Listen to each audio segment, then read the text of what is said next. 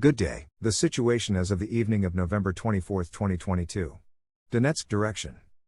On the Avdeevka site, the Ukrainian command is planning a counteroffensive in the direction of experienced. In the vicinity of Avdiivka, assault groups of the 6th Separate Combined Troop Battalion of the Armed Forces of Ukraine were deployed. Mobilized from the 56th Motorized Infantry Brigade of the Armed Forces of Ukraine were transferred to the Nevelskoye-Netailovo line, and minefields were installed in the area north of Nevelskoye. In the Maryinski sector, the armed forces of Ukraine are unsuccessfully trying to hold back the advance of Russian troops in the north and in the center of Maryinka. Mines and anti-tank hedgehogs have been planted in the eastern part of the city. In the Ugledar sector, Ukrainian troops are conducting positional defense and strengthening the lines in the area south of Vugledar and in the vicinity of Novomikhailovka. Cannon and rocket artillery crews of the armed forces of Ukraine conduct barrage fire on the advancing units of the RF armed forces. Target designation is provided by the Lelika 100, Fury and Mavic 3 UAVs, Ugledar direction. In the vicinity of Bakhmut, heavy positional battles continue.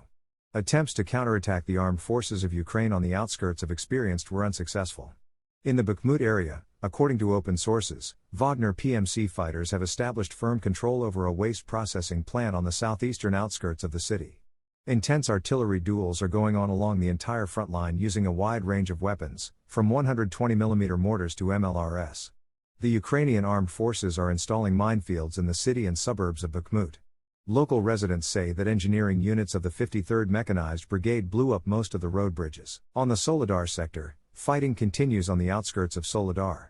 The command of the Armed Forces of Ukraine intends to withdraw 10 Fire Brigade to the Lviv region to restore combat capability. South of the experimental, units of the 3rd Brigade of the NMDPR completed the cleansing of Maryinka and launched an offensive in the direction of Avdiivka. As a result of the offensive on the Avdiivka-Kirovo line, the Russian armed forces occupied 5 platoon strongholds west of Zaitsevo. Ukrainian formations, due to heavy losses, left defensive lines for regrouping. Starobelsk direction. The situation in the Starobelsky direction has not changed much. Both Russian units and Ukrainian troops conduct positional defense without involving large forces. The parties exchanged artillery strikes and attacks by sabotage groups to probe the front line of defense. Settlements in various sectors of the front are in the gray zone and neither the RF armed forces nor the armed forces of Ukraine have confident control over them. In the Kapyansko-Svatovsky sector, the command of the 14th and 92nd Mechanized Brigades is restoring the combat capability of the units and carrying out a planned rotation of personnel.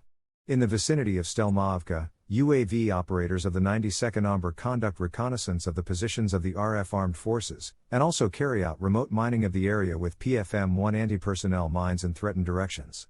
Several 120mm mortars were deployed to Sinkovka to conduct shelling of Russian advanced strongholds, and territorial defense units arrived west of Kislovka. In the Limansky sector, reconnaissance and sabotage groups of the RF armed forces conduct regular attacks on Ukrainian positions in the Torsky area.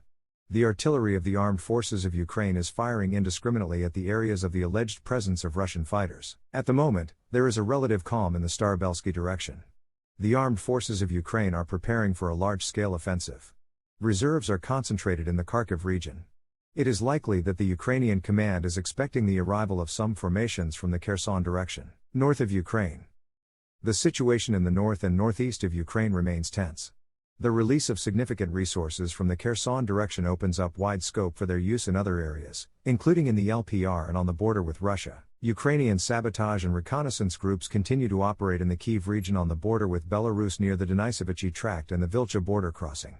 Artillery crews have been deployed to border areas and settlements 30 to 40 kilometers from the Gomel region. In the Chernigov region, in the vicinity of Avdiivka, the enemy is conducting reconnaissance of the area in order to equip artillery firing positions. Artillery units arrived in the Semenivka area, armed with Ukrainian-made MLRS Vilka. In the Kharkiv region, in the areas bordering the Belgorod region, employees of the Security Service of Ukraine are carrying out filtration measures. In the vicinity of Prudyanka and Goptovka, there are reconnaissance groups of the nationalist battalion Kraken, equipped with copters. Engineering units are working on the restoration of previously destroyed bridges and crossings across the Seversky Donets River. See you soon.